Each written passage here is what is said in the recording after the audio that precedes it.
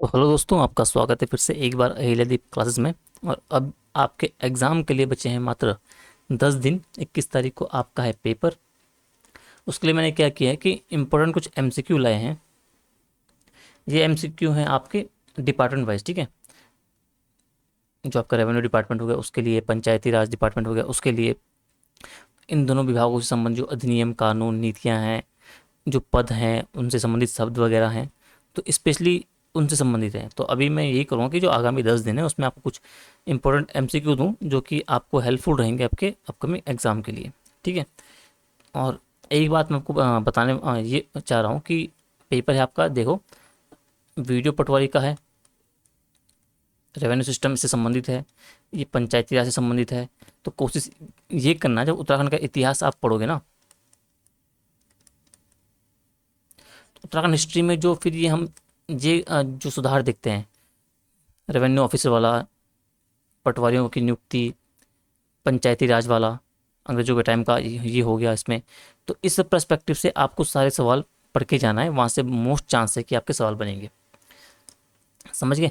तो ये आपको बताना चाहता है कि आपको हिस्ट्री और पॉलिटी का जो सेगमेंट है, ब्रिटिश काल में क्या विकास हुआ, ठीक है, वीडियो पटवारी संबंधित, रेवेन्यू विभाग से संबंधित, पंचायती राज से संबंधित अभी क्या अधिनियम है, क्या एक्ट है, तो उनसे संबंधित जो चीज़ें हैं वो आपको पढ़नी है, वहाँ से मोस्ट चांसेस है सवाल बनने के, ठीक है। तो चलो अब शुरू करते हैं। पहला सवाल है कि 73 संविधान संशोधन 1982 के तहत पंचायती राज जो संविधान को कौन सा अनुच्छेद संवैधानिक मान्यता देता है? सॉरी, संवैधानिक इंस्टीट्यूशन, ठीक है, संस्थान। तो इसका आपका हो जाएगा आर्टिकल 243 से 243 ओ, ठीक है। और ये अमेंडमेंट कब लागू हुआ? आपका 24 अप्रैल 1983 से लागू हुआ, जिससे पंचायती राज को कॉन्स्टिट्यूशनल स्टेटस मिल गया, ठीक है। ग्राम सभा की जो वैधानिक परिभाषा किस अधिनियम में दी गई है? तो इसका वही आपका संविधान का जो 73वां संशोधन हुआ था 1982 में, उसमें, ठीक है। इसमें ग्राम सभा को पंचायत स्तर का क्या बोला गया? विधानमंडलीय निकाय बताया गया। पंचायती राज जो है एक्ट उत्तराखंड 2016 का, उसमें ग्राम पंचायत का कार्यकाल कितने वर्षों का है? तो ये आपका 5 वर्षों का है, ये आपको पता ही होगा, ठीक है। और ये जो राज्य है अधिनियम संविधान के अनुरूप है, ठीक है। मनरेगा 2005 के न्यूनतम कितने दिनों का रोजगार गारंटी कार्य दिया जाता है? तो इसका 100 दिन हो गया, ठीक है आपका, ये आपको पता ही होगा। NRLM national rural livelihood mission को किस वर्ष आजीविका मिशन के रूप में पुनः ब्रांड किया गया? तो इसका आंसर हो जाएगा आपका 2011। तो आजीविका जो गरीब परिवारों को SSG के माध्यम से, सेल्फ हेल्प ग्रुप के माध्यम से आर्थिक सशक्तिकरण हेतु चलाया गया।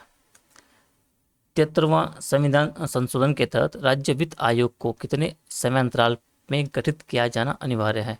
तो इसका आंसर आपका हो जाएगा हर 5 वर्ष में। फाइनेंस कमीशन का गठन जो है पंचायतों के लिए संसाधन सुनिश्चित करने हेतु किया गया। जो नरेगा के तहत सोशल ऑडिट की व्यवस्था किस निकाय द्वारा अनिवार्य की गई है? तो इसका हो जाएगा ग्राम सभा। सोशल ऑडिट मनरेगा की धारा 17 के तहत ग्राम सभा के द्वारा अनिवार्य किया गया। तो धारा आपको 17 याद रखनी है, ठीक है। पंचायत में महिला आरक्षण की संवैधानिक न्यूनतम सीमा क्या थी? तो इसका 33% हो जाएगा, जो भी संविधान में उस प्रावधान किया गया था कि 33% जो महिलाओं की सीटें रिजर्व होगी पंचायत स्तर पर। उसके बाद समय समय पर अलग राज्यों ने क्या किया, इसे 50% तक भी कर दिया है, ठीक है। रूरल, लेकिन अगर ये पूछता है कि उसमें क्या प्रावधान थे, संवैधानिक प्रावधान कितना प्रतिशत का किया गया था? तो 33% किया गया था, ठीक है।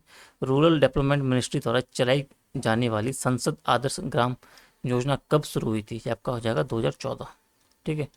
इस योजना के तहत हर सांसद एक मॉडल गांव विकसित करने का संकल्प लेता है। उत्तराखंड भूमि राजस्व अधिनियम, ठीक है, UP zamindari abolition and land reform act 1950 adapted के तहत पटवारी का मुख्य कार्य क्या है? तो भू अभिलेख का संधारण एवं क्षेत्रीय निरीक्षण, ठीक है। कर संग्रह नहीं होगा, न्यायालय संचालन तक होगा नहीं, योजनाओं की स्वीकृति भी नहीं, तो सिंपल है, ऑप्शन से आप लगा लोगे।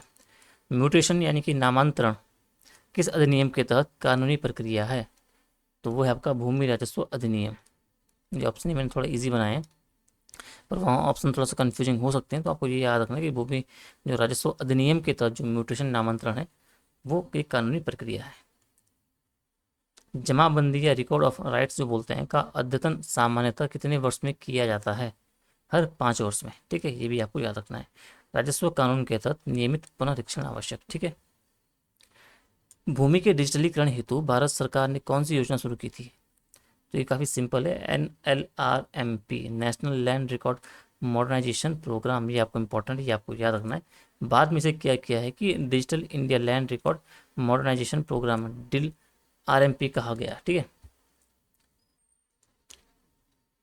एनकम्बरेंस सर्टिफिकेट किस स्थिति में आवश्यक है? एनकम्बरेंस सर्टिफिकेट किस स्थिति में आवश्यक है आपका? तो हो जाएगा भूमि संपत्ति खरीद बिक्री में ये सर्टिफिकेट की आवश्यकता पड़ती है। यह दिखाता है कि जमीन पर कोई ऋण नहीं है, कोई विवाद नहीं है, कोई बंधक नहीं है। तहसीलदार की नियुक्ति किस अधिनियम और नियम के अंतर्गत होती है? तो ये थोड़ा सिंपल हो गया, राजस्व अधिनियम, ठीक है। थोड़ा सिंपल बन गया है, कोई नहीं। Land acquisition rehabilitation and resettlement act LARR 2013 में किसानों को कितनी गुना तक बाजार मूल्य मुआवजा देने का प्रावधान किया गया है? तो आपका आंसर है 4 गुना तक। ग्रामीण क्षेत्रों में अधिकतम 4 गुना है और शहरी में यह 2 गुना तक प्रावधान किया गया है। अगर किसी सरकारी स्कीम या किसी काम की वजह से लैंड एक्वाजिशन किया जाता है किसानों का, तो उसमें बोला गया है कि वहाँ उसकी जो किसान की भूमि का कितना गुना उसे मुआवजा देने का प्रावधान है, वो भी 4 गुना है, ठीक है। पटवारी के पास एक रोज नामचा का होता है कुछ, ठीक है। वो क्या होता है, उसका उपयोग किस लिए किया जाता है? तो वो जो फील्ड निरीक्षण और दैनिक घटनाओं का एक सरकारी रिकॉर्ड होता है, उसमें पटवारी क्या है, इस रोज नामचा में उल्लेख करता है अपने दैनिक क्रियाविधि और निरीक्षणों का। यदि किसी ग्राम पंचायत की भूमि सीमा विवादित हो और दोनों पक्ष अलग अलग खसरा एंट्रीज प्रस्तुत करें, तो अंतिम निर्णय किस अधिकारी के पास होगा? तो इसका आंसर आपको हो जाएगा तहसीलदार, डिस्ट्रिक्ट कलेक्टर, ठीक है। रेवेन्यू कोर्ट जुडिक्शन के अंतर्गत आता है। भूमि विवाद का प्रारंभिक निर्णय जो होता है आपका तहसीलदार या जिला राजस्व न्यायालय में होता है, ठीक है। तो एक छोटी सी क्लास थी, एक आइडिया लेने के लिए कि आपको क्लास ये मतलब कैसी लगी, इसके सवाल कैसे लगे। अगर ये आपको अच्छी लगती है तो आप कमेंट में बताओ। फिर मैं अब ये करूँगा कि आगामी जो 10 दिन बचे हैं आपके, उसमें फिर मैं मैक्सिमम क्वेश्चन डालने की कोशिश करूँगा। ये शायद 6-7 मिनट की वीडियो हो गई है, इसमें मैंने 18-20 सवाल, कुछ बीच के कुछ सवाल मिसिंग थे, तो ये मान को 18 सवाल हमने कवर किए 6 मिनट में। तो मैं अगर आप कमेंट में बताते हो कि एक सीरीज अच्छी है या सवाल से फ़ायदा मिल रहा है आपको, तो आगामी 10 दिन में ये करूँगा कि 10 दिन बचे हैं आपके पास, ठीक है। 10 दिन बचे हैं, अभी 6 मिनट में हमने 18 सवाल देखे, तो उस हिसाब से ये लगा लो कि अगर हम 50 सवाल करते हैं, 54-18 यानी कि 20 मिनट में हम 50 सवाल इंपॉर्टेंट कर लेंगे, ठीक है। इस तरीके के यूनिक सवाल। तो 10 दिन में बात करूँ तो 9 दिन मान लो आप, ठीक है। तो यानी कि 450 सवाल और 20 हमने आज देख लिए, तो यानी कि 470 सवाल आपके कवरअप होंगे और वहाँ से बहुत चांसेस हैं कि इसमें से सवाल आपका टपक जाए। तो आप कमेंट करके बताइएगा कि आपको कैसा लगा, सवाल कैसे लगे, तो आपको फिर मैं आपको कल से इसी तरीके से वीडियोस देने की कोशिश करूँगा। अगर वीडियो आपको पसंद आई तो वीडियो को लाइक शेयर कमेंट जरूर करें। जल्दी मिलती हैं आपको अगली वीडियो में, तब तक के लिए धन्यवाद।